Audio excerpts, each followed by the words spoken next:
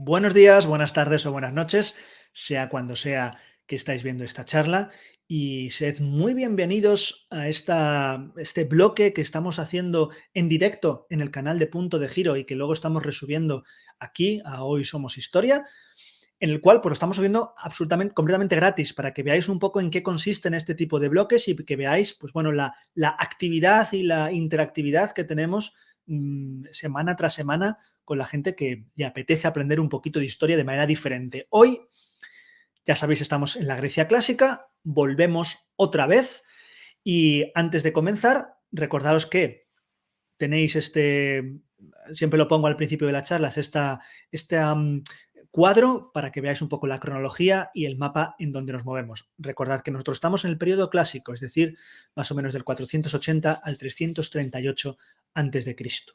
Podemos ir adelante o atrás a veces pequeños saltos. Bien, pues hoy hablamos de esto, creencias, dioses y oráculos, y viajaremos con Casandra por dos zonas de la Hélade, por Fócida y por Lócrida. Cuando uno habla de religión griega, lo primero que le viene a la mente son, y esto lo sé, la infinidad de dioses y diosas que conforman su panteón. Se nos viene a la cabeza las rebuscadas historias y peripecias, que ya hemos visto alguna, de hecho, en estas charlas, y las equivalencias, además, con las deidades romanas.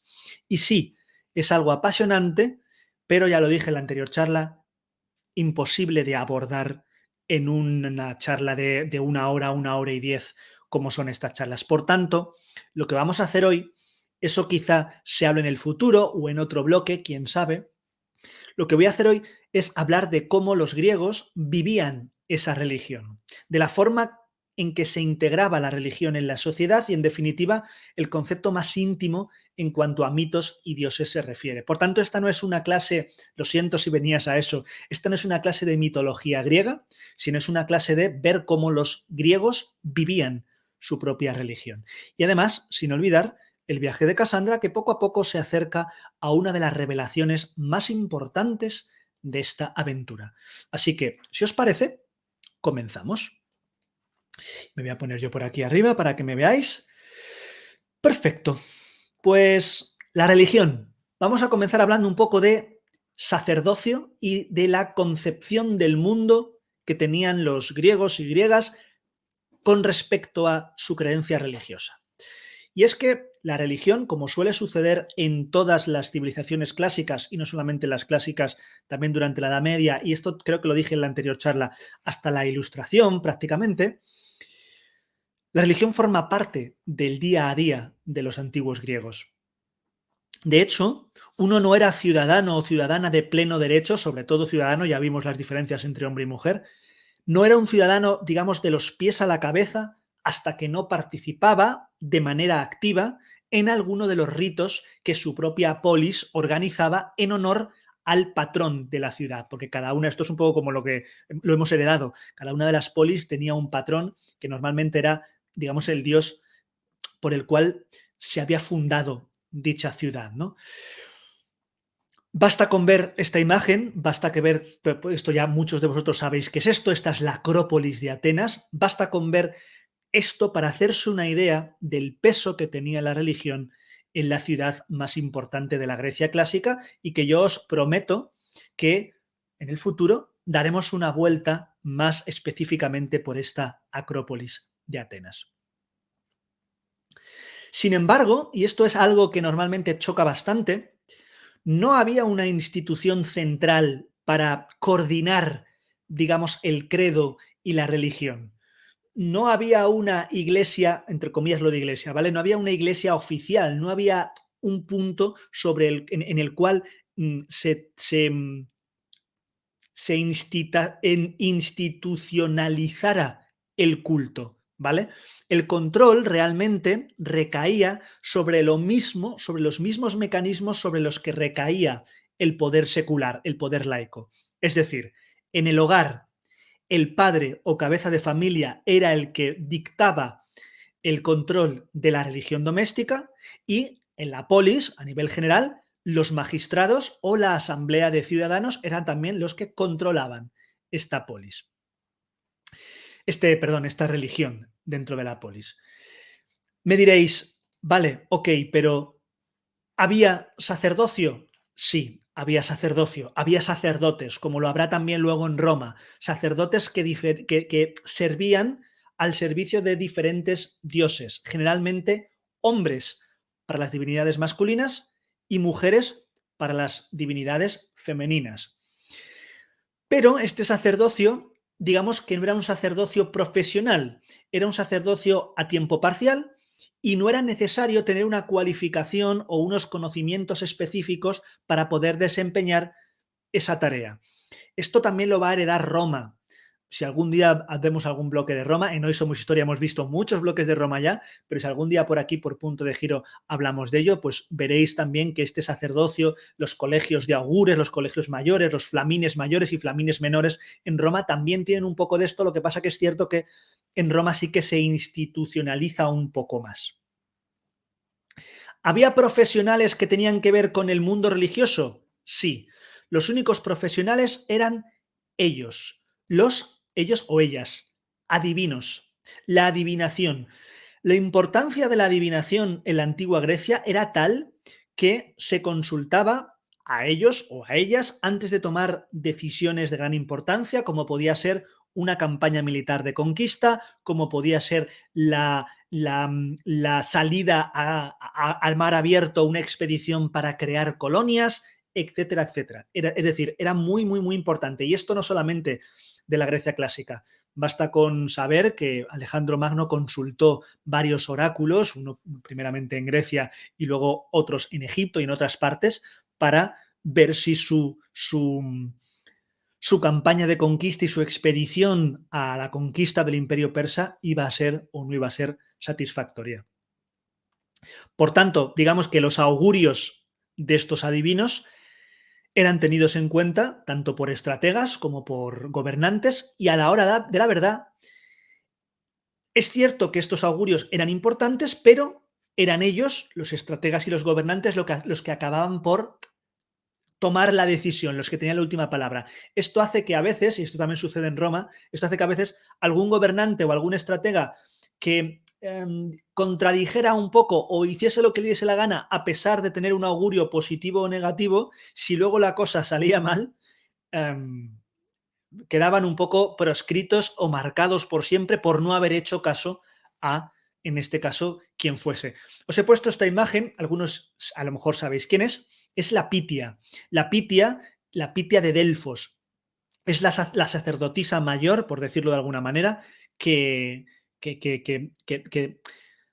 digamos, bueno, no os voy a contar mucho más, porque luego vamos a ver más de la Pitia de Delfos. Lo vamos a dejar un poco para después, ¿vale? Bien. ¿Qué concepción tenían los griegos sobre su propia existencia? Sobre la existencia humana. Bueno, pues digamos que los griegos, su concepción era un tanto pesimista. ¿Por qué? Porque entendían la vida como algo efímero, eso está claro y lo tenemos por los textos, y además algo cargado de miserias, entre comillas, lo de miserias. No lo llevéis a la parte católica, ¿vale? Ni a la parte cristiana. No, era otro tipo de cosas. ¿Por qué? Porque consideraban que sus vidas simples mortales, estaban totalmente supeditadas a la caprichosa voluntad de los dioses, los cuales no es que se preocuparan especialmente por ellos. Ya hemos visto que la civilización griega tiene unos dioses muy antropomórficos, que tienen un poco esta idea de ser un espejo de la propia humanidad, no como otras mitologías, como la griega o como la nórdica o como mitología oriental. Pero teniendo en cuenta los mitos griegos que ya hemos ido viendo a lo largo de las charlas, los que vendrán y los que vosotros y vosotras ya conocéis, podemos decir que los dioses griegos al menos hacían lo que les daba la gana con el ser humano, eran vengativos, eran rencorosos y no eran un modelo precisamente a imitar. Y esto, efectivamente, como este tipo de historias se iban pasando de boca en boca por parte de la civilización griega, sabían perfectamente que estar en manos de lo que dijeran estos dioses no era precisamente nada halagüeño. Esto que os he puesto aquí es un fresco de Rafael, llamado el Concilio de Dioses, donde aparecen los principales dioses olímpicos, de los que, bueno, veremos un poquito más adelante de estos dioses olímpicos, ¿vale?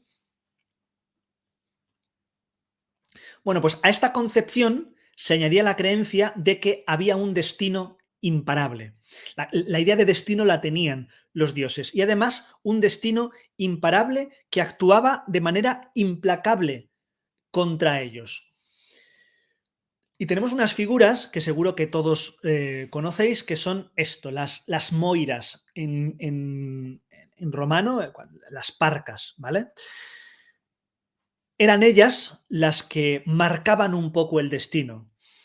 Por si no lo sabéis, os digo, hay tres moiras. Cloto es la del que tiene la rueca y el uso. Láquesis es la de la vara de medir y Atropos la de las tijeras, ¿vale? Cloto, Láquesis y Atropos. Aquí la tenéis a las tres. Cada una de ellas se encargaba de una cosa y si pudiéramos hablar largo y tendido de ellas, pues bueno, pues habría cosas curiosas. Este tipo de figuras también lo van a tener otro tipo de mitologías. La mitología nórdica también las tiene. Así que no solamente va a ser algo propiamente mediterráneo. Y de hecho, las moiras eran tan poderosas que ni siquiera los dioses podían escapar del destino. Los dioses, Zeus, Apolo, etcétera, etcétera, también estaban atadas a las moiras. Os he puesto esta imagen, esto es las moiras matando a tres gigantes, para que os deis cuenta de que incluso los seres mitológicos que podemos pensar que estaban un poco al margen de los destinos que manejaban estas moiras podían escapar, pues no, realmente cualquier dios o ser mitológico estaba dentro de esas reglas que se cumplían en el cual las moiras dictaban su destino. Y podría llegar a pensar, bueno, pues siendo así, los griegos deberían estar cortándose las venas en su casa. Bueno, pues realmente la contradicción de todo esto, o lo irónico de todo esto, y maravillosamente irónico, es que la actitud griega ante esto era tratar de vivir la vida con la mayor intensidad posible, algo que va a quedar reflejado en la mayor parte de sus actividades. Os pongo aquí, me quito para que lo veáis perfectamente. Estos son frisos del Partenón, ¿vale? En estos frisos del Partenón se ve perfectamente qué tipo de actividades, cómo intentaban vivir estos griegos a pesar de todo lo que hemos visto. Aquí tenemos, estos son escenas de las Panateneas. Las Panateneas son las festividades anuales que se celebraban en honor a Atenea, ahí en Atenas. Juegos, bailes, teatro, espectáculos varios, banquetes, etcétera, etcétera, cosa que ya hemos ido viendo en alguna de las charlas y iremos viendo poco a poco según vayamos avanzando. Así que, en conclusión, a pesar de que los griegos sabían que los dioses, las moiras, podían manejar su destino y que este destino y que esta concepción del mundo era algo a lo que no podían escapar, intentaban vivir la vida a tope. Eso es importante, ¿vale? Bien, ¿dudas hasta aquí? Vale. Hacemos un pequeño paréntesis y nos vamos con nuestra amiga Cassandra. Volvemos a ella. Y es que nos habían dicho, acordaos que teníamos que ir a Fócida. Veníamos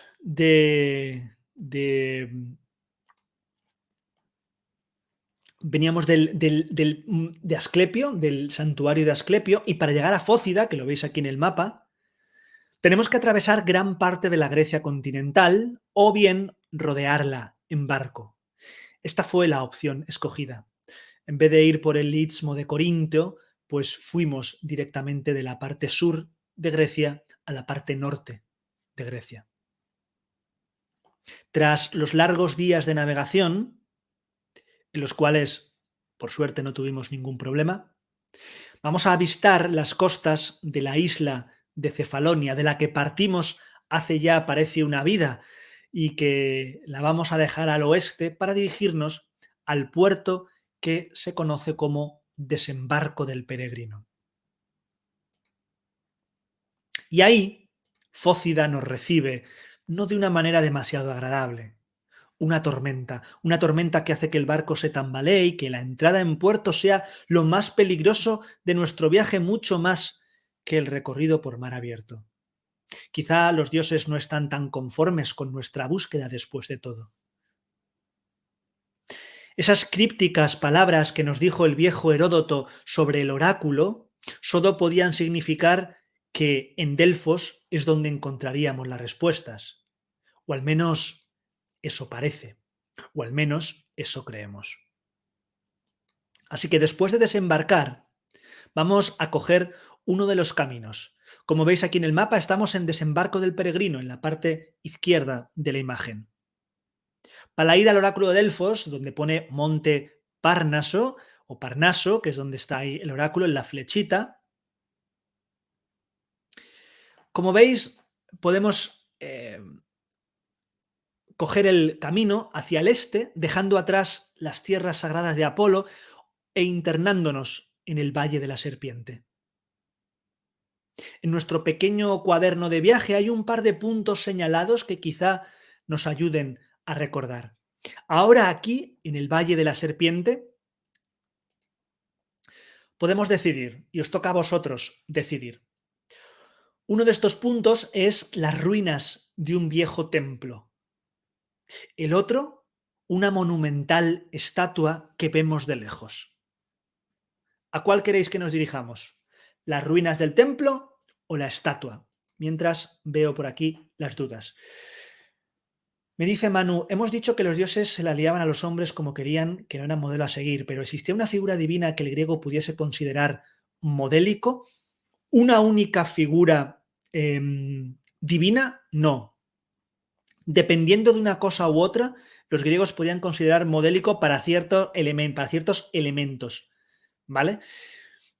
Creo que lo dije en alguna de las charlas, una de las cosas que esto sí que está clara y que era una idea de cohesión entre los griegos era la Odisea y la Ilíada. La literatura homérica se va a convertir, digamos, en el libro de cabecera de los griegos y de la Grecia clásica en especial, y toda esa historia, toda la moral, todas las pequeñas moralejas que hay, tanto en la Ilíada como en la Odisea, iba a ser algo que sí que los griegos iban a intentar seguir como modelo, algunas más, otras menos, y sí que lo iban a tener como algo a seguir, pero no digamos que hay una figura de seguir a este dios o a este héroe siempre, en todo momento y en todo lugar. Vamos a ver qué me decís. Ruinas, ruinas, ruinas. Hay 3 ruinas, una estatua, ruinas, ruinas, 5 ruinas, 2 estatuas. Bueno, pues parece que de momento la gente que ha escrito, vamos por que somos 15 alumnos y alumnas. Gracias por estar aquí. De momento nos vamos a las ruinas. Vale. Pues entonces vámonos a las ruinas. Me voy a quitar yo y llegamos hasta aquí, hasta un saliente. Está atardeciendo. Y vemos, con este sol tan amarillento que pega directamente en este valle, llamado el Valle de la Serpiente, vemos al fondo del valle las ruinas de un templo. Parece además que desde aquí arriba, Cassandra pudieseis ver por un momento, si pudierais ampliar la imagen, huesos. Un enorme esqueleto recorriendo estas columnas caídas, estos grandes testigos de lo que alguna vez fue un templo dedicado a alguna divinidad. Así que rápidamente unís cabos y os dais cuenta de que sin duda se trata de una serpiente. Sí, lo es. Se trata de la serpiente Pitón. Sabéis que, según la leyenda, Pitón era hija de Gaia, la madre tierra, y surgió directamente del barro que quedó tras el diluvio universal. El diluvio universal griego, no cristiano. Hera, en su afán por vengarse de Leto, una de las amantes de su esposo Zeus, a la que había dejado éste embarazada, ordenó a la serpiente que persiguiera a la mujer allá donde fuera. Y así fue. Años después, Pitón descansaba bajo el monte Parnaso y Apolo, uno de los hijos de Leto, por cierto, luchó contra Pitón para vengar a su madre hasta conseguir matarla con su arco. Su cuerpo entonces, el de la serpiente, fue arrojado a una grieta profunda. Desde ese momento, Apolo reclamó el lugar y el oráculo que existía allí desde hacía tiempo. Se dice que la Pitia, la sacerdotisa de ese oráculo, que será el oráculo de Delfos aún hoy, recibe las visiones a través de una grieta por la que emana parte del poder de Pitón.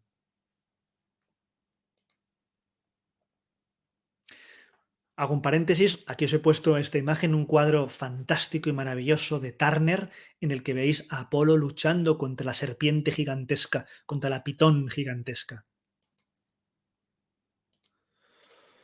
A los ojos de Casandra y ahora a los vuestros, ahora que hemos bajado hasta el fondo del valle y estamos directamente sobre una de las basas de esa columna de este templo, que probablemente por tanto sea un templo dedicado a Apolo, estas ruinas recorridas por el monstruoso esqueleto quizá sean una explicación más certera de aquel mito y quizá nunca llegó a caer esta serpiente por esa enorme grieta, quizá es una de sus descendientes o quizá es todo y nada.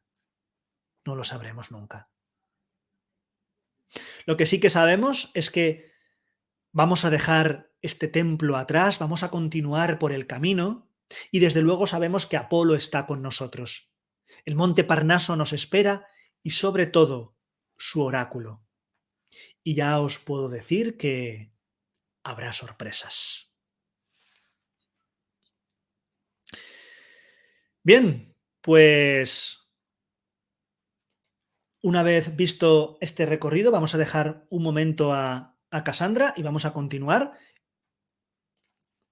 Y vamos a hablar de festividades. Vamos a hablar de festividades. Os pongo aquí un calendario de festividades. Voy a ponerlo un poquito más grande para que lo veáis. Aquí, pues eso, estarían apuntadas las diferentes fiestas de Grecia, de la polis en concreto.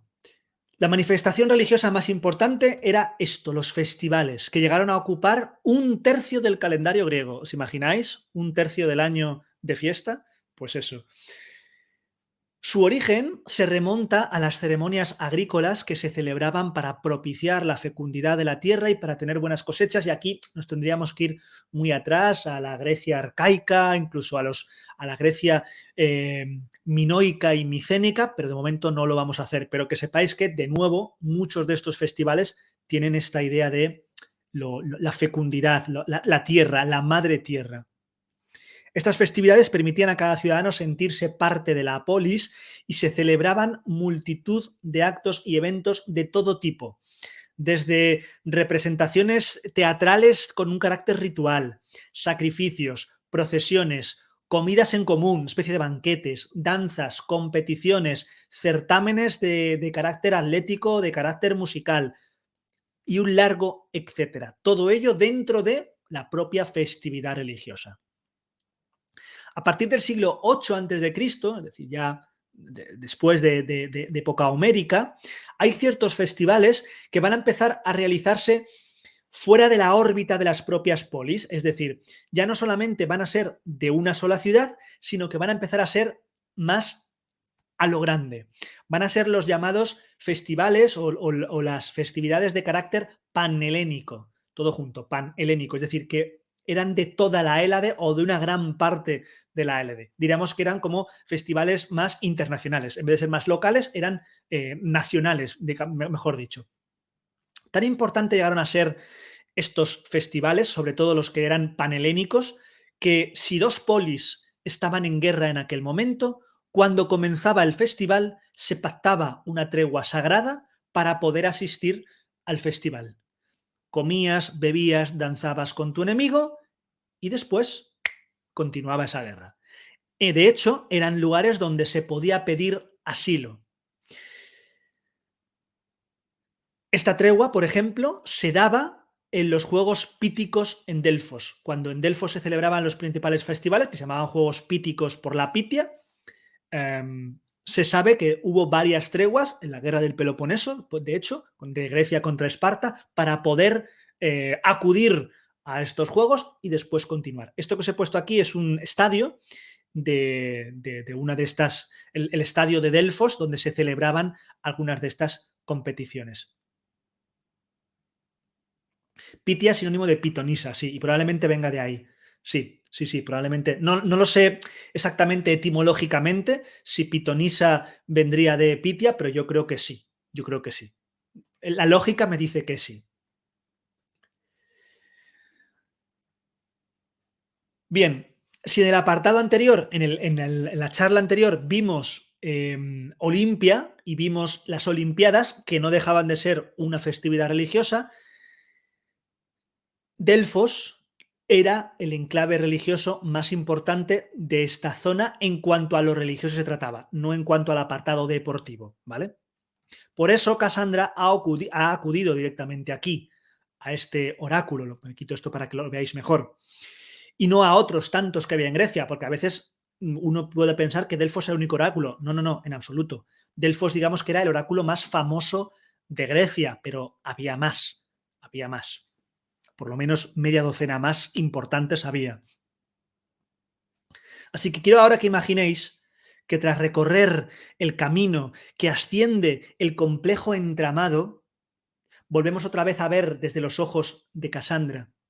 Llegamos a este lugar, nos purificamos en la fuente, como ya hiciéramos en Asclepio, en este caso la fuente del manantial Castalia, que es el que llega directamente y baja del monte Parnaso, y llegamos a la puerta principal del recinto. Y de nuevo tenemos esas visiones. De nuevo nos vemos a nosotras de niña. Y de nuevo vemos a Heródoto, como lo vimos en el santuario de Asclepio, y él será de nuevo nuestro guía. Vamos a ver dónde nos lleva. Ahora os voy a poner un vídeo de nuevo, ¿de acuerdo? Deciros dos cosas. Lo primero, no solamente quiero que en los vídeos, no solamente en este, en todos, estéis pendiente de las propias explicaciones, porque luego, ya sabéis, tenemos concursito, examen, sino que también estos vídeos los pongo, y se me ha olvidado decir otras veces, para que veáis un poco cómo podría ser andar por este sitio, la recreación de cómo podía ser andar por estos lugares. Una recreación que hacen maravillosamente, con sus licencias evidentemente, la gente de Assassin's Creed Odyssey en este caso, y que me gusta que también sea parte del recorrido, ¿vale? Que intentáis que sea parte de la inmersión que viváis. Así que yo me callo y vamos a ver el vídeo.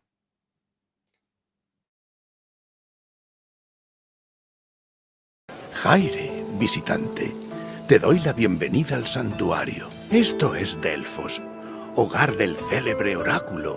Para los griegos era el ombligo del mundo.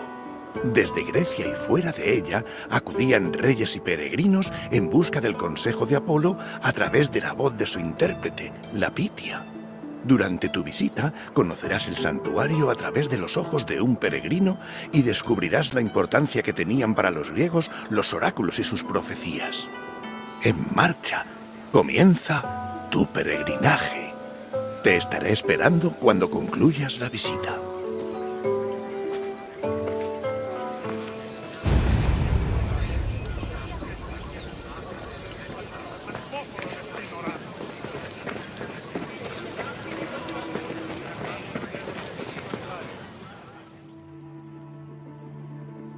En verano, el sol azotaba las espaldas de aquellos peregrinos que, dirigidos al templo de Apolo, ascendían este sendero sagrado del monte Parnaso.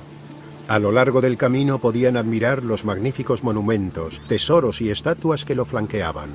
Estos hitos eran ofrendas realizadas para venerar la benevolencia del oráculo. Todas estaban dedicadas a Apolo, y la mayoría eran de ciudades que celebraban sus victorias militares. Los monumentos no solo representaban la devoción de los donantes, también su poder y fortuna. El santuario de Delfos todavía se conserva, y sus visitantes siguen tomando la misma ruta.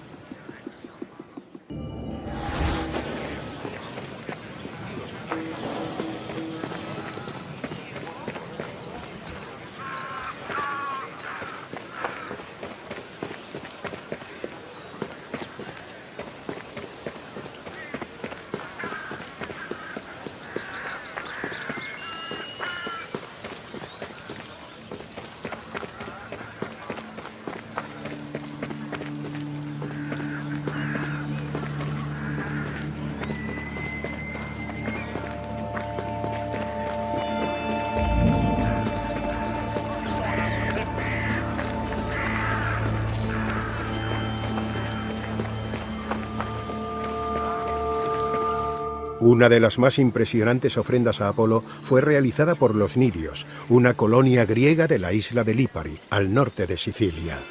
La historia de esta ofrenda es muy curiosa. El mar Tirreno era el escenario de la guerra entre Nidios y etruscos. Los Nidios acudieron al oráculo en busca de buenos augurios y, siguiendo su consejo, lograron capturar 20 barcos enemigos. Para dar gracias a Apolo, ofrecieron al dios tantas estatuas como barcos habían apresado.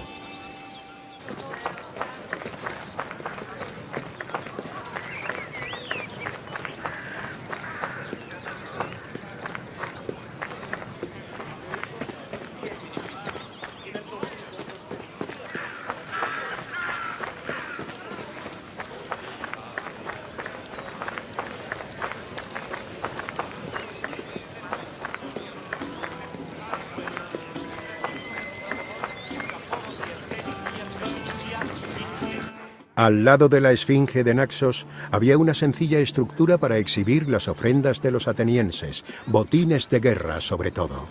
Estas ofrendas en particular, llamadas exvotos, eran mascarones de barcos persas hundidos.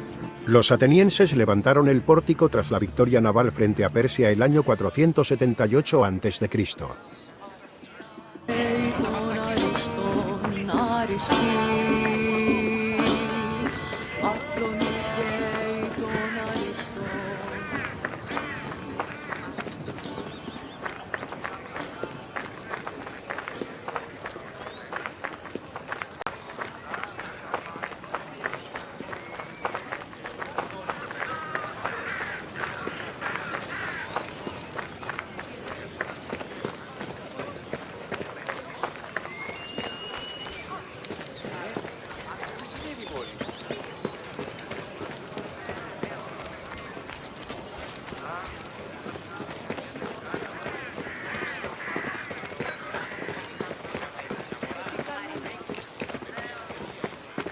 Para poder realizar su consulta, los peregrinos debían pagar un impuesto nada más llegar al templo.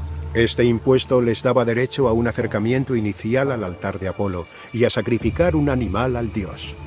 Pero antes de poder acercarse a la Pitia, había que completar el ritual preliminar. Si el animal reaccionaba favorablemente y mostraba señales de aceptar al dios, sería sacrificado, y el peregrino podría entrar al templo para hacer su pregunta a la Pitia.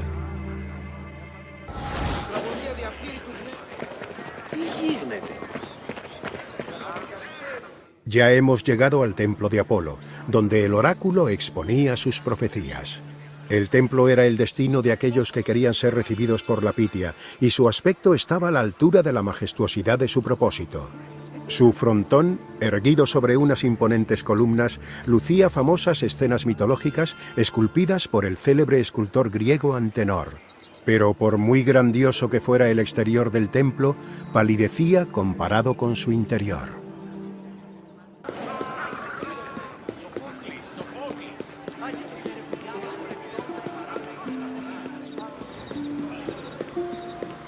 Las profecías se hacían en la parte más restringida del templo, el Aditon, por una mujer casta conocida como la Pitia. Antes de comenzar con el ritual y emitir profecías, se purificaba con agua y quemaba harina de cebada y hojas de laurel. Después, sentada en un trípode y rodeada de ofrendas, la Pitia entregaba los mensajes de Apolo. Sus palabras eran extrañas e indescifrables y precisaban de la interpretación de los sacerdotes del templo. A pesar de las investigaciones, se sigue debatiendo el porqué del comportamiento del oráculo durante sus profecías.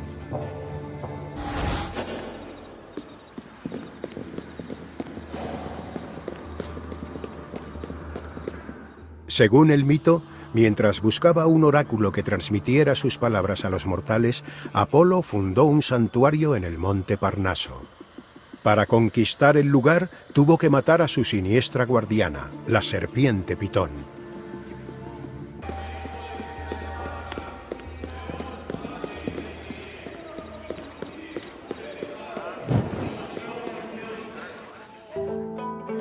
Has completado la visita. Espero que hayas comprendido la importancia que tuvo este santuario y cómo afectaba a la vida tanto de los habitantes de la Hélade como a la de sus vecinos. Podría pasarme un día entero hablando de Delfos. Pero, ¿qué te apetece a ti? Ah, así que quieres Vamos con poner las a prueba pruebas. tus Vamos con conocimientos. la prueba, Comenzaré señores. con una fácil. Señoras, atentos. ¿Qué usaba el oráculo para purificarse antes de las predicciones? ¿Qué usaba el oráculo para purificarse antes de las predicciones? ¿Aceite de oliva, agua, fuego o sangre de animales? Contadme, contadme. Recordad que el primero que vea... Vale, de momento tenemos agua, agua, agua. Vale, agua, agua. Parece que agua, todo el mundo. ¿Hay alguien que no esté de acuerdo con el agua? Vale, mira, me voy a poner yo por aquí también para que ya me veáis. Aquí arriba. Agua. Vale, pues vamos a ver. Correcto. El oráculo Bien. se purificaba con agua. Buen Adrián. Vamos a por otra Me va pregunta. 4 Adrián, cuidado que ¿Qué Adrián dios hablaba supuestamente cuidado. a través del oráculo de Delfos? ¿Qué dios hablaba supuestamente a través del oráculo de Delfos? ¿Apolo, Hades, Zeus o Hermes?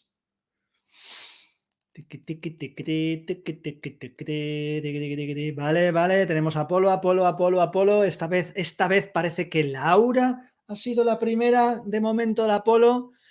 Vale, pues vamos a ver, vamos a ver. Vale, lo voy apuntando. Apolo. Sí. El oráculo repetía las palabras de Apolo, interpretadas a continuación por los sacerdotes. Tengo una última pregunta. ¿En qué montaña se encuentra Delfos? ¿En qué montaña se encuentra Delfos? ¿El monte Parnaso, el monte Olimpo, el monte Etna o el monte Eta? Está muy fácil porque ya vamos hablando. Hoy ha sido muy fácil, ¿eh? Hoy ha sido muy fácil, la verdad. Vale, vale, vale, vale, vale. Pues creo que Adrián de nuevo ha sido el primero. Así que vamos a ver si es el monte Parnaso. Exacto. Delfos se levantó en la ladera del monte Parnaso. Exacto. Muy bien, Adrián. Bien hecho, errante.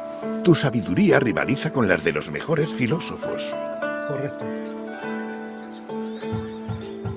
Como desees, ha sido un auténtico placer mostrarte Delfos.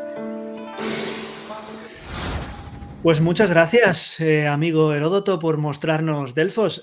Solo digo que Adrián ya lleva 5 aciertos en las 3 charlas, o sea que Adrián se va a llevar el bloque gratis de Hoy Somos Historia. Ahí lo dejo, por favor. Rapidez. Adrián de 2 rápidos, efectivamente. Bueno, pues vamos a continuar. Vamos a ver qué sucede después de esto. Vamos a ver cómo se comunicaban los dioses, o cómo comunicarse con los dioses, digámoslo así. Primero, ¿cómo se comunicaban los griegos con los dioses? Vale, pues lo hacían a través de sacrificios y plegarias. Cierto que era necesario que previamente se hubiesen comportado correctamente, es decir, hubiesen tenido una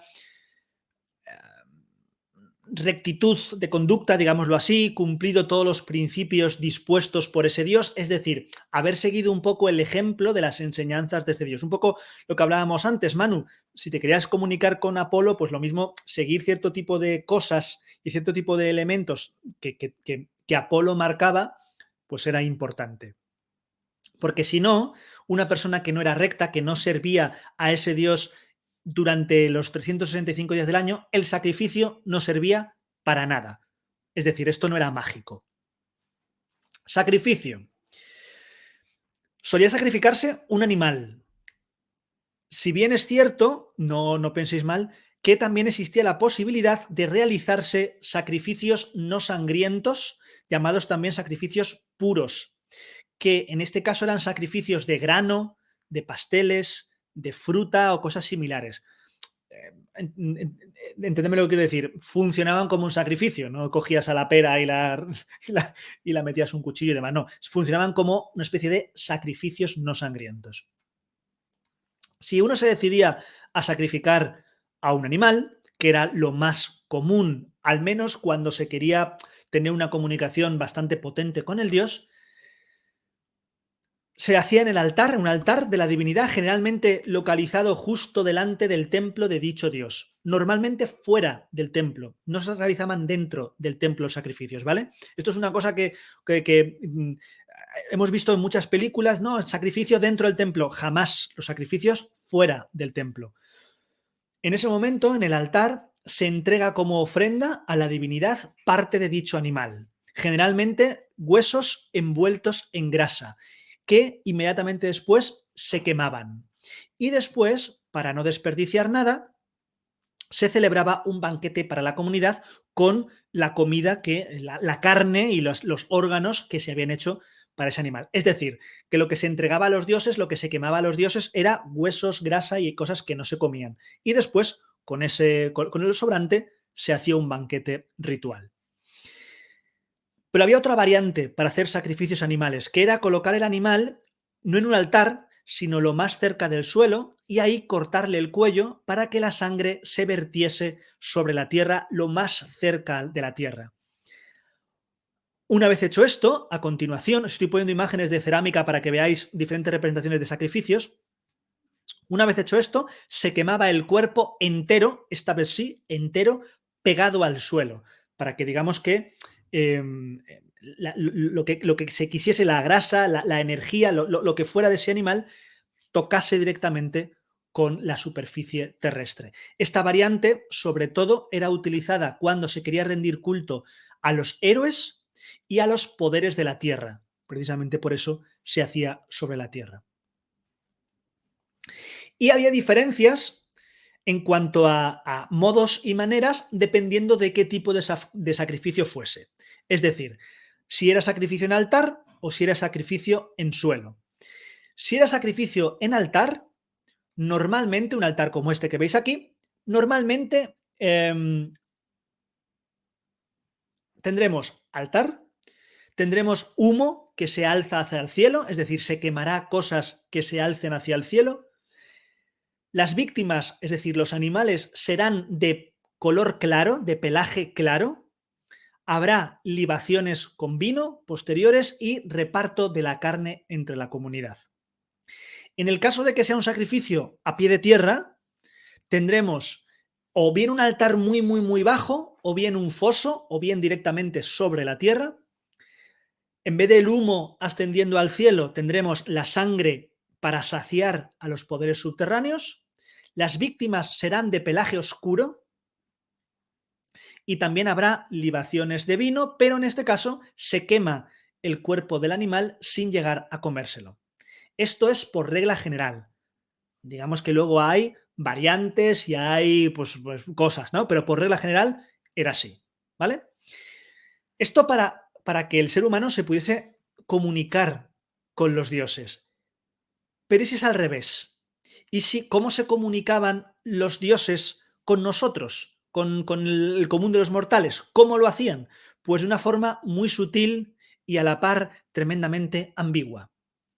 A través de los sueños, a través de presagios, a través de los oráculos, a través de signos casuales, como por ejemplo palabras escuchadas al azar mientras cabalgabas por un campo, o el vuelo de un ave al azar, que eso significaba algo. Es decir, la manera que los dioses se comunicaban con nosotros era normalmente con cosas muy sutiles y también muy difíciles de interpretar, ¿vale? Por eso también por eso era importante la pitia. Nosotros, simples mortales, no entenderíamos nada, ¿vale? Por lo que era necesario recurrir a intérpretes de sueños, a adivinos, a expertos en este campo para saber qué es lo que querían decir exactamente los dioses con ese vuelo de pájaro o con esas palabras que habíamos escuchado o con ese sueño. Por tanto, ser adivino era un trabajo de gran prestigio y, no vamos a ser tampoco hipócritas, un excelente negocio, porque evidentemente se les pagaba, ya bien fuera con especias o con dinero, con moneda, ¿vale? ¿Sí? Esto que os he puesto aquí, este es Tiresias, que es uno de los famosos adivinos de Tebas y que tiene que ver con el ciclo tebano y que, bueno, es quien conozca un poquito sobre literatura clásica o sobre mitología griega, sobre el ciclo tebano, pues este adivino es muy, muy, muy importante. Vale, vale, a ver, estoy viendo las dudas. Vale, de momento ninguna duda. Muy bien, pues vamos con Cassandra, porque ya habéis visto que la visión había sido muy clara, pero no lo suficiente como para darnos datos sobre el pasado de Cassandra más allá de lo que sabíamos. Así que teníamos que recurrir a ella, a la Pitia, a ella que nos diese una respuesta. Vamos a suponer que no tenemos todo el tiempo del mundo. Vamos a suponer que realizar los consiguientes sacrificios y esperar nuestro turno a veces durante días no es algo que estemos dispuestas a hacer.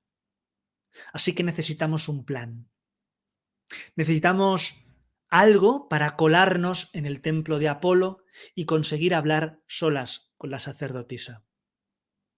Así que mientras tanto, ¿qué os parece si deambulamos un poco por el oráculo? Mientras intentamos pensar en algo.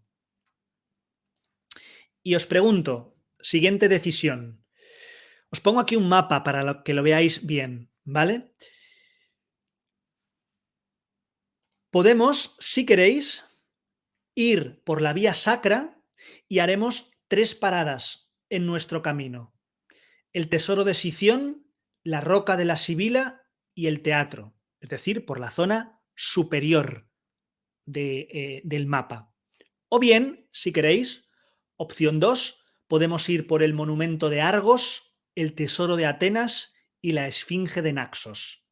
Por tanto, opción 1, tesoro, roca, teatro, u opción 2, monumento de Argos, tesoro y esfinge. Ponedme solamente opción 1 o opción 2 y vemos.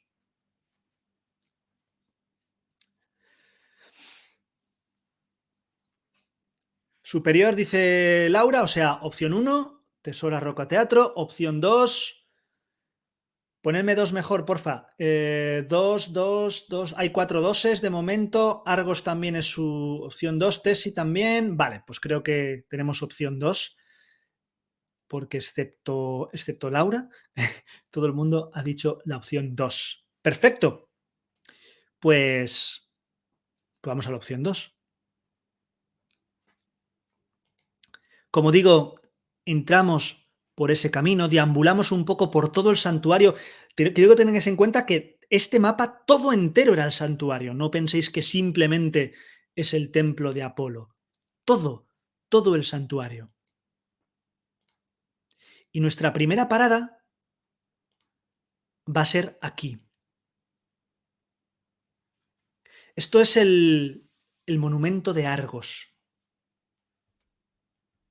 Como veis, os lo describo por si acaso estáis escuchando la charla, una serie de estatuas colocadas en un espacio semicircular, en una semicircunferencia, una serie de estatuas guerreras, que en ese momento hay un grupo de personajes que están cantando y celebrando cierto tipo de rituales a su alrededor. Esto es el monumento a los epígonos, el monumento de Argos. Y es que la ciudad de Argos dedicó varias obras a Delfos, incluido esto, el monumento de Epígonos. Cuando digo que dedicó, es que pagó para que se construyesen monumentos en Argos, perdón, en Delfos. Estas estatuas representaban a los líderes de la expedición mitológica contra Tebas. Esquilo la detalla en una de sus tragedias en las que narra cómo Eteocles y Polinices, hijos de Edipo, habían accedido en principio a turnarse cada año como rey de Tebas. Sin embargo, Eteocles se negó a cederle el poder a su hermano, lo que va a desencadenar el conflicto. Con la ayuda de Adrastro, rey de Argos, Polinices reunió a un grupo de 7 guerreros, los 7 de Tebas, de los que hablamos en la charla anterior, ¿os acordáis? Para apoderarse directamente de la ciudad. Este monumento, el monumento de los epígonos, rendía tributo a los soldados griegos dispuestos a luchar y morir por lo que les pertenecía. Y esto que os pongo aquí, que no está en Delfos, es un bajorrelieve de un autor del siglo XIX, en donde se ve el juramento de los 7 líderes ante Tebas. Como veis, un juramento con un sacrificio, en este caso de un toro, de un buey, justo antes de entrar a la ciudad para intentar recuperarla. Y aquí continuamos andando. Y tras girar un poco en una esquina, llegamos a este lugar, el tesoro de Atenas.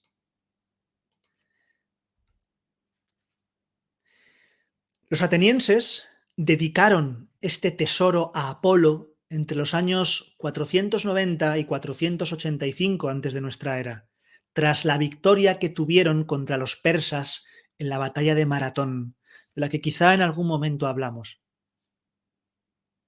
Los tesoros, que era como se conocía a este tipo de edificios, estaban construidos con mármol, en este caso con mármol de Faros, y estaba decorado con 30 metopas que representaban las hazañas de Heracles y de Teseo. Las metopas son esos cuadraditos que veis que están justo por debajo del frontón triangular. Eso se llaman metopas.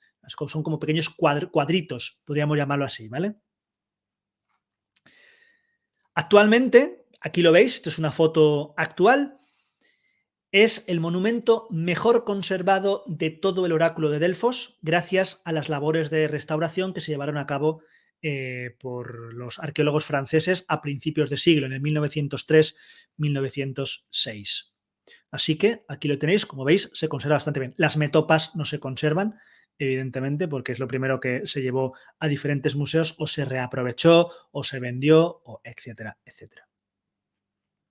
Y nuestra última parada va a ser aquí, frente a la Esfinge de Naxos.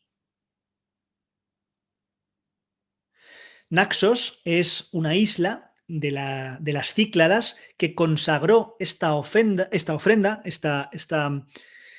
esfinge para recordar su privilegio de poder consultar a la Pitia antes que nadie.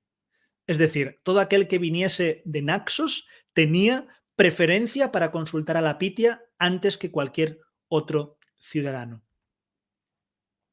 ¿Y quién era la Esfinge? Probablemente conozcáis la historia de la Esfinge. Tiene que ver con Edipo. Y es que Edipo era hijo de Layo y Yocasta de Tebas. Su padre, aterrorizado por una profecía del oráculo de Delfos precisamente que afirmaba que Edipo lo mataría y desposaría a su madre, abandonó a su suerte en las montañas al pequeño recién nacido. Así empiezan un montón de leyendas, ya lo sabéis. Un pastor salvó al bebé y se lo entregó al rey Pólibo y a la reina Mérope de Corinto, que lo criaron como si fuese su propio hijo. Cuando creció, Edipo supo de la profecía de Delfos, pero creyendo que hablaba de Pólipo y Mérope, es decir, creyendo que realmente de quien hablaba era de sus padres adoptivos, los gobernantes de Corinto, huye de allí y se va precisamente a Tebas.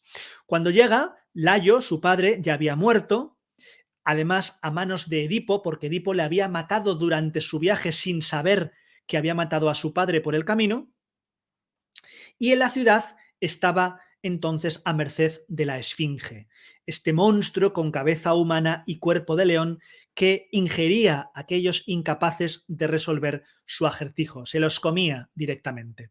Aquí tenéis esta representación maravillosa de Edipo y la Esfinge.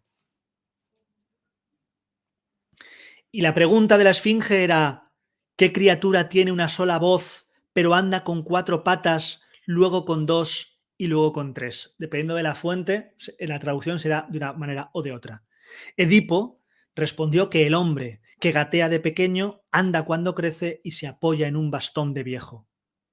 Edipo había resuelto el enigma y la esfinge se tiró desde lo alto de una roca o se comió a sí misma, dependiendo de la fuente que consultemos.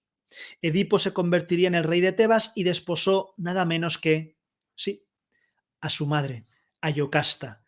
Cumplía así la profecía sin saberlo y acabó convertido en una de las figuras más trágicas de la mitología griega.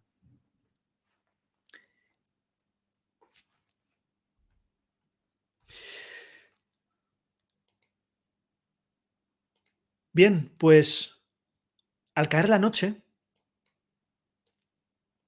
Delfos no pierde por completo su actividad, pero lo justo para que directamente, sin más plan, nos colemos dentro del templo y que no sea una tarea imposible.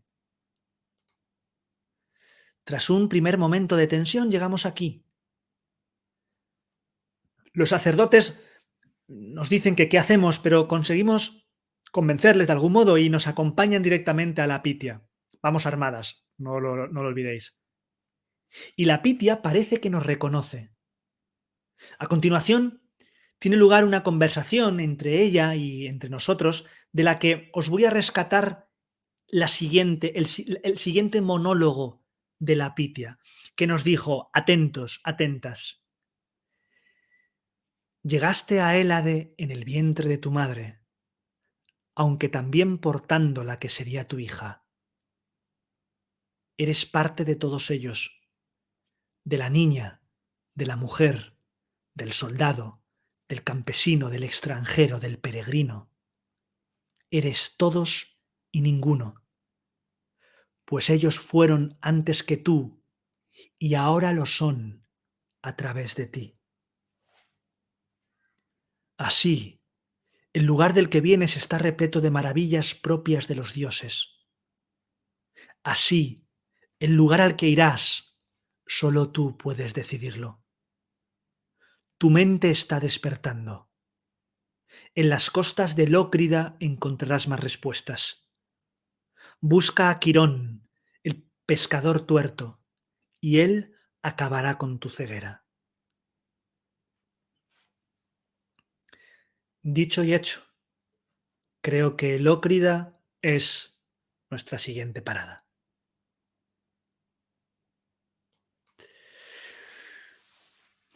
Bien, pues vamos a dejar un momento a Casandra. Vamos a ver, vamos hacia Lócrida.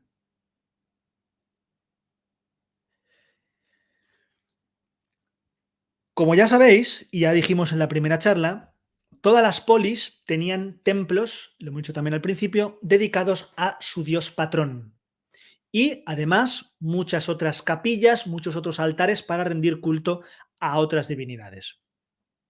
Finalmente, cada polis, avanzando el tiempo, acabó por desarrollar sus propias versiones de culto de las divinidades más importantes, es decir, que incluso con la misma divinidad no era lo mismo el culto a Atenea en la zona de Macedonia, quizá, que en la zona de Corinto, ¿vale? Esto que veis aquí es el Hereo de Argos. Se llama Hereo porque rinde culto a Hera, que es la diosa patrona de la ciudad de Argos. Y lo mismo ocurría con los héroes. El culto a un determinado héroe en una determinada ciudad solía deberse a que normalmente aparecía en antiguos mitos de esa propia ciudad o que había sido clave en la creación de cierta polis. En Esparta, por ejemplo, se veneraba fervientemente a Menelao, que aquí en la imagen veis que está sosteniendo el cuerpo de Patroclo, una de las esculturas más bonitas que existe. La he visto y os lo puedo asegurar, es una auténtica maravilla en Menelao y Patroclo, y su bella esposa Helena. Recordad, Menelao, el rey de Esparta, que se casa con Helena y matará en algún momento a Patroclo, el sobrino, pariente de Aquiles por error. A veces lo mata Menelao, a veces lo mata Agamenón, pero el caso es que lo mata, ¿no? Entonces, en Esparta veneraban a Menelao y a Helena, mientras que, por ejemplo, en Atenas se hacía lo mismo con Teseo, que era un rey y héroe legendario relacionado con la ciudad de Atenas, porque era príncipe de Atenas en la mitología, ¿vale? También Quirón era el centauro, efectivamente, Adrián. El que fue el tutor de Aquiles. La religión y la política estaban muy vinculadas, y prueba de ello era que los cambios políticos tenían sus repercusiones también en las prácticas religiosas. ¿A qué me refiero?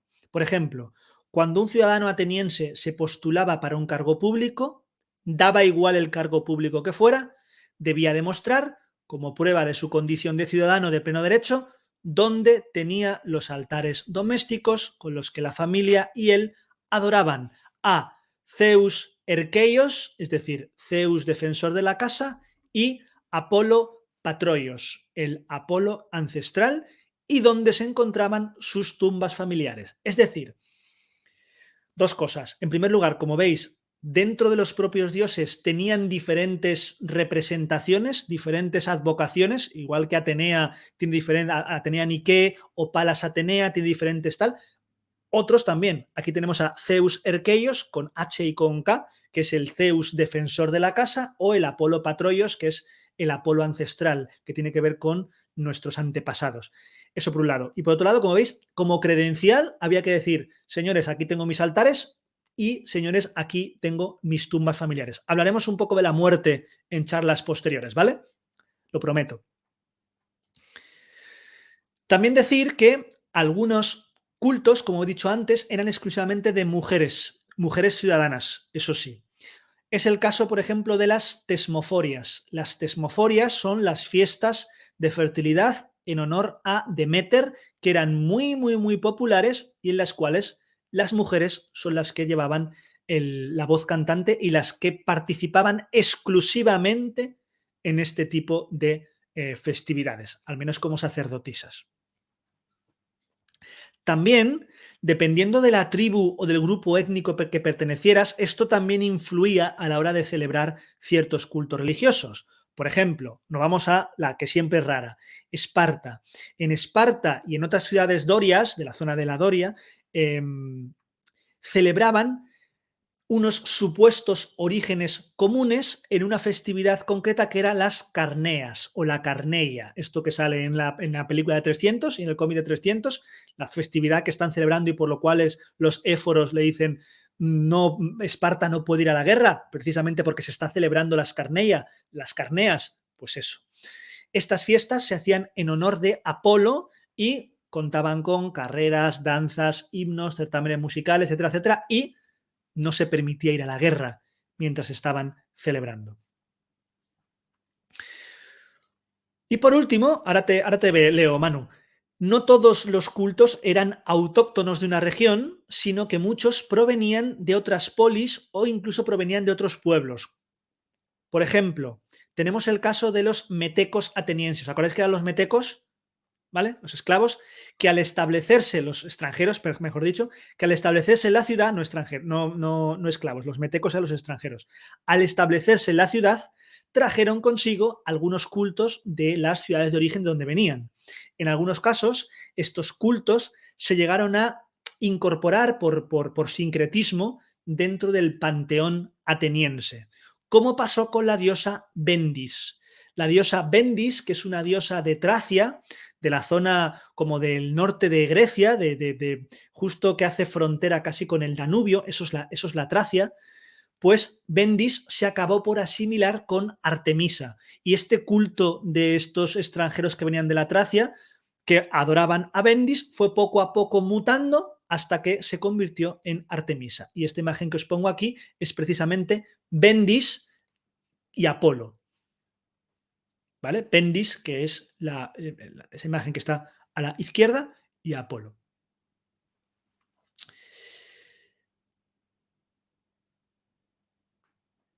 Dice Manu, antes dijimos que incluso para campañas militares se consultaba a los dioses. Su influencia era tal que podían denegar una iniciativa bélica o su consejo no era absoluto. Su consejo no era absoluto. La última palabra siempre la tenía el estrategos o el gobernante de la ciudad. Ahora, como he dicho antes, cuídate mucho de contradecir al oráculo o a los dioses o a lo que fuera y que luego no fuese bien, porque entonces no solo podía ser condenado a muerte, ¿vale? Todos sabéis la anécdota de Agamenón en la Guerra de Troya, que antes de salir por segunda vez a atacar Troya y sacar sus naves de nuevo al Mediterráneo, durante varias veces, hasta que no consiguió el beneplácito de la diosa, en este caso creo que era, no me acuerdo si era Atenea o Artemisa, no me acuerdo exactamente, llegó incluso en algunas versiones, a sacrificar a su hija, a Ifigenia, ¿vale? Pero bueno, hasta ese punto, la necesidad de que un sacrificio fuese bien, ¿vale? Pero repito, la última palabra siempre, siempre la tenía el propio gobernante. Bueno, pues volvemos con Casandra, porque llegar aquí hasta Lócrida no ha sido demasiado difícil. Si acordáis, el mapa es una región que simplemente hay que rodear el monte Parnaso. Parnaso, siempre digo Parnaso, no sé por qué, pues está mal dicho, ¿eh? Parnaso. Ir al este hasta la costa oriental. Una vez allí, hay dos grandes poblaciones en donde podemos encontrar a Quirón. Os pregunto, decidís, ¿por cuál nos decidimos? Podemos ir al Peno, en la zona norte, es decir, donde estarían ahí las colinas de cristal blanco, ¿vale? Esa parte un poco de arriba a la izquierda. O quizá podemos ir a Opunte, en la bahía del Lago Rojo, la que está justo en el otro lado, la otra población. Así que contadme, Alpeno, que es al norte, o Punte, que es al sur.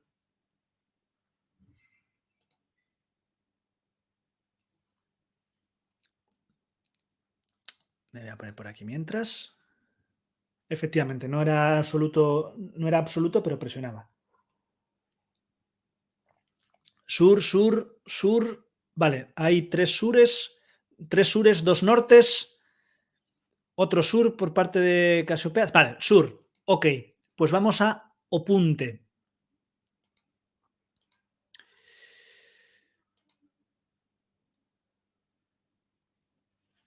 Y vamos a ir a esa bahía, a la bahía del Lago Rojo. Y lo primero que vamos a ver es esto. Opunte. Opunte es la principal ciudad de Lócrida, digamos que podría ser llamada como la capital. Y es famosa por este paisaje blanco. Y no es nieve, son las salinas de Lócrida. Es muy probable que mientras descendemos hasta este lugar, hasta estas salinas, donde hay decenas de trabajadores afanándose en sacar este mineral tan importante, no solamente para la conservación de alimentos, sino como moneda de cambio, encontraremos algún trabajador seguro al que podamos decir y preguntar por el paradero de Quirón. Así que sí, bajemos a la playa. Uno de los trabajadores solo nos dice de que Opunte es la cuna del héroe Patroclo, del que justo acabamos de hablar curiosamente, ¿no? Sino que además sus habitantes fueron famosos por ser de los pocos que ayudaron a Leónidas contra los persas en el famoso paso de las Termópilas. Uno de esa gente más allá de los 300, que quizá en algún momento hablamos de esa batalla, era precisamente de aquí, de Lócrida. Y después, este buen hombre, buen trabajador, nos habla de la sal.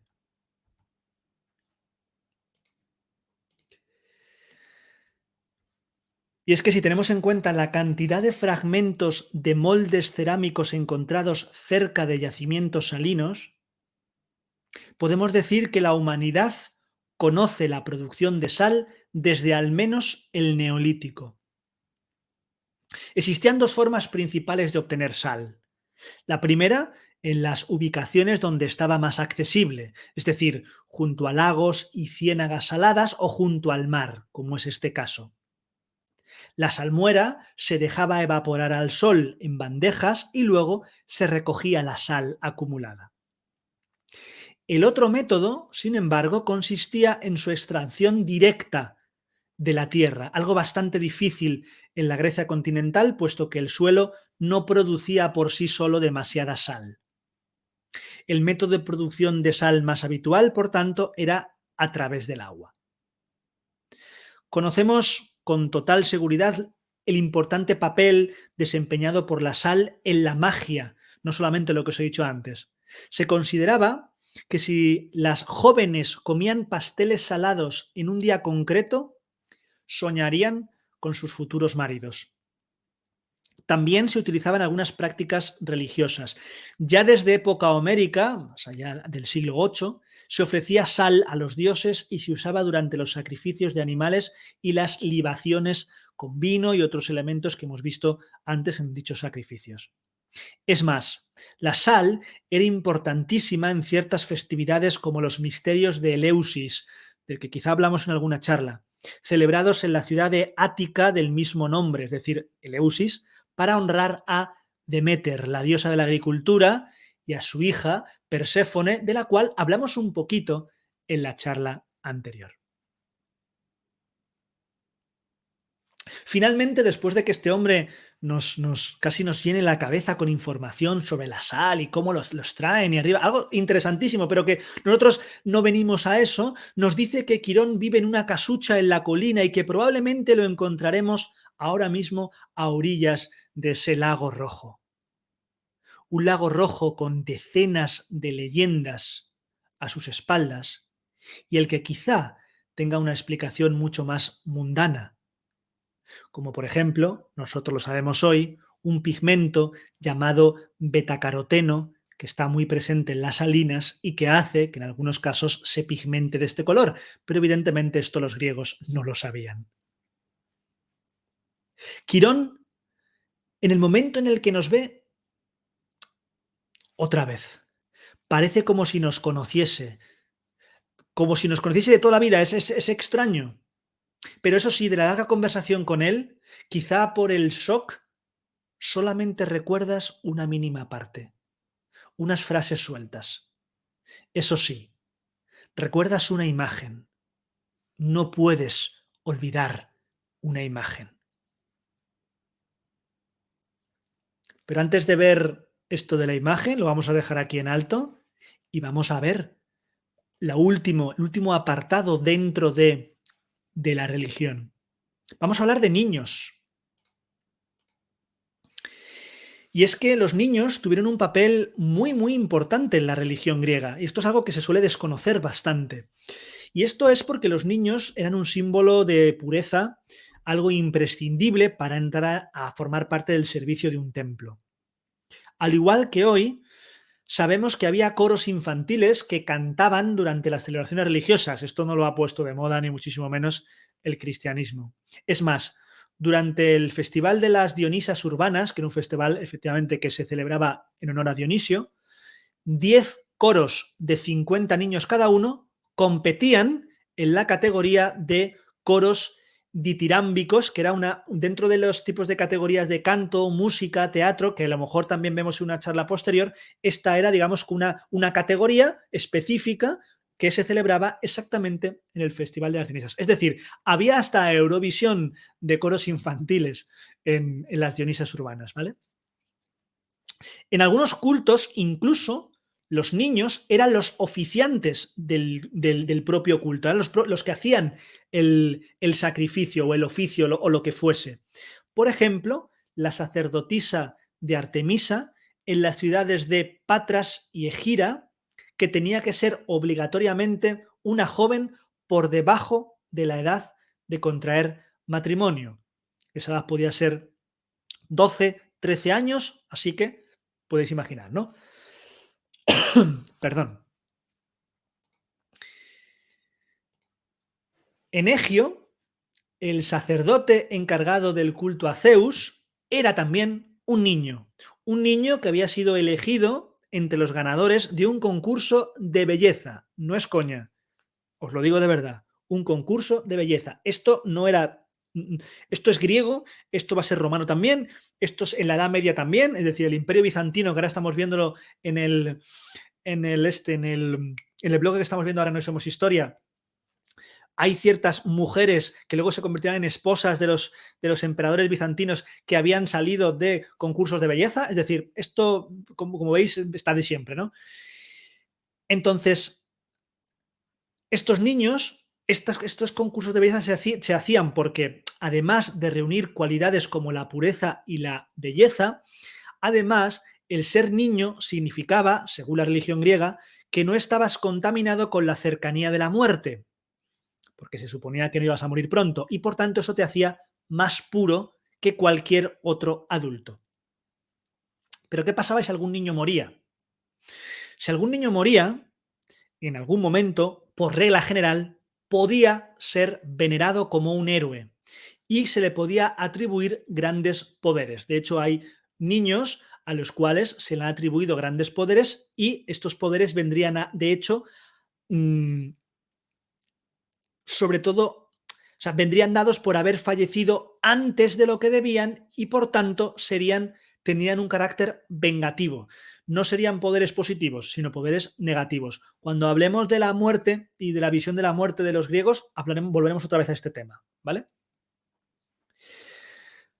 Simplemente por un ejemplo, conocemos la historia de este niño que está aquí representado en esta escultura, la historia de Sosípolis. Sosípolis es un héroe bebé de la mitología griega que, según la leyenda, fue clave para la victoria de los eleos sobre sus enemigos, los arcadios.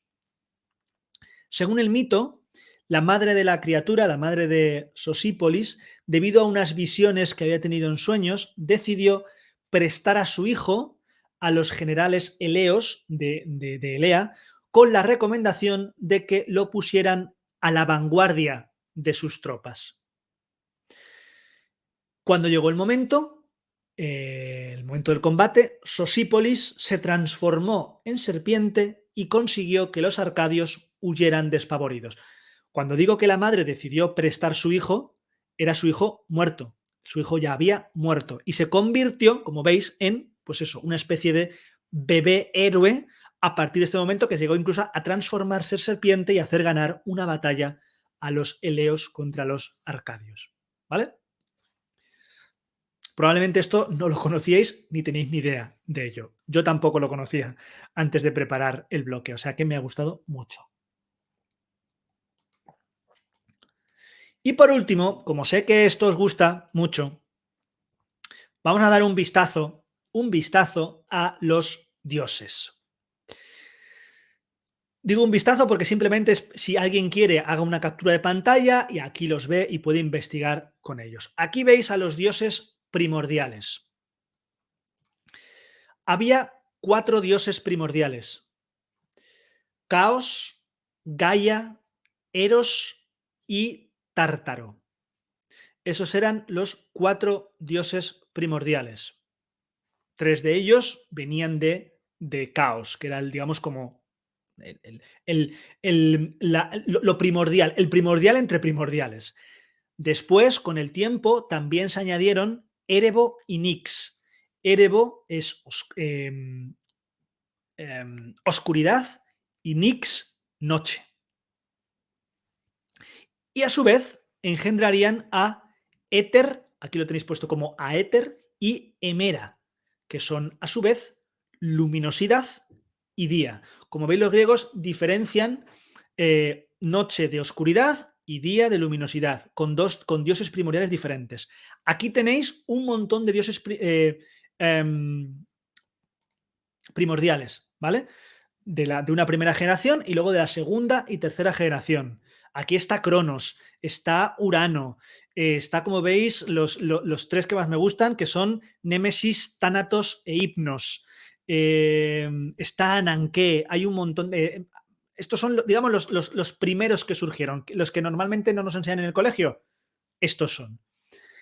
Después de los dioses primordiales estaban los titanes, que también son considerados dioses. Aquí están los titanes. De 2 de los grandes titanes, de 2 de estos grandes primordiales, de Gea y de Urano, nacen los titanes, que son todos estos. Y además van a hacer también otras criaturas, como los cíclopes, como los hecatónquiros. Los hecatónquiros son gigantes con 100 brazos y 50 cabezas. Que esto creo que ya lo vimos, pero no ganamos para gorras y para guantes, ¿vale? De Gea y Urano nacerán un montón de titanes, pero también cíclopes y los hecatónquiros y otra serie de criaturas mitológicas de las cuales no voy a hablar. Y aquí está, hay un montón de titanes, aquí como veis, ¿no? Aquí veis, la primera generación de titanes son los que tienen la estrellita y la segunda generación de titanes son los que tienen, perdón, la estrellita amarilla y la segunda lo que tiene la estrellita morada. Todos son titanes.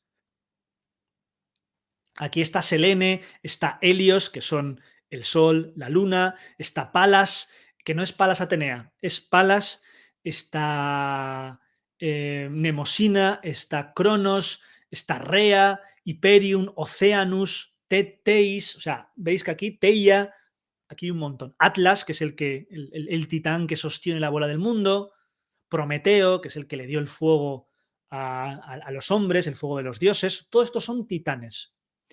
Y después ya están los que nos enseñan en el colegio, que son los olímpicos. Se llaman olímpicos porque vienen en Olimpo. Porque de Cronos y Rea, de esos dos titanes, nació la primera generación de dioses olímpicos, que son estos que veis aquí. Hades, Hestia, Deméter, Zeus, Hera y Poseidón. Y luego ya de ahí, las siguientes generaciones, a partir de ahí. Por tanto, como veis, normalmente siempre nos enseñan los dioses griegos estos y se olvidan que son los terceros en importancia. Se olvidan casi siempre de los primordiales, como hace Marvel, que se nos olvida, y los titanes. Es verdad que se suele contar la historia de Zeus, la guerra de Zeus contra los titanes, los dioses olímpicos. Quien haya jugado a los God of War antiguos sabrá un poco de lo que hablo, en fin. Pero bueno, quizá algún día hacemos algún bloque específico de la mitología griega, pero de dioses y de demás, pero no será ese día. Porque ahora vamos a acabar con la revelación, con eso de Casandra, con esa idea de Casandra. Y nos vamos aquí de nuevo, a este lugar en que la costa parece nevada, este lugar donde después de hablar con Quirón nos entrega un pliego de papiro enrollado y en su interior hay una extraña imagen, esa imagen, con un material que no sabes muy bien cómo, Casandra, pero estás convencida de que es papel. Cuando das la vuelta a esa imagen, ves una fecha y una palabra. Mayo 2027. Y además unas palabras escritas a mano que rezan: el principio del viaje, presente y pasado, para que te recuerdes, Casandra. Y cuando vuelves a dar la vuelta a esa imagen, ves la imagen. Esta imagen. Y con esta imagen y con estas palabras vamos a acabar la charla de hoy. ¿Qué es lo que hemos visto? Conclusiones. Pues hemos hablado hemos relacionado la religión con la polis, echando un ojo al sacerdocio y a la concepción del mundo por parte de los habitantes de la Hélade. Hemos hablado de algunas de las festividades religiosas como elemento primordial en la religión griega y sus características. Nos hemos aproximado al monte Parnaso, en Fócida, con Casandra, terminando en Oráculo de Delfos, ombligo del mundo, lugar central para conocer conceptos religiosos como la adivinación y la pitia. Hemos analizado las diferentes maneras de comunicarse con los dioses, poniendo especial hincapié en los sacrificios y sus modalidades, así como la interpretación de señales y presagios por parte de los dioses. Hemos recorrido algún que otro rincón del gran oráculo de Delfos, llegando a hablar con la mismísima Pitia, que nos puso en la pista de nuestro verdadero origen. Hemos hablado de la vinculación de religión y política como algo perfectamente común. Y hemos hablado sobre los niños y su vinculación con el culto, el sacerdocio y la adivinación. Hemos buscado la verdad en Lócrida, con Casandra, llegando a una revelación del todo inesperada. Unas palabras que junto a las obtenidas en Delfos nos ponen en la pista de una realidad futura que se nos escapa. Una realidad intangible, pero a la vez tan poderosa como las creencias, los dioses y el oráculo. Dicho esto, gracias de verdad por estar en esta charla. Espero que la hayáis disfrutado, espero que haya sido un poquito más, menos densa quizá que las anteriores. Creo que este tema también daba para que sea algo más distendido. Nos vemos en la siguiente. Quedaos los que estáis ahora en directo, porque no me voy a ir, y charlamos. Vosotros que estáis en diferido, gracias, y hasta que nos veamos, seguid haciendo historia.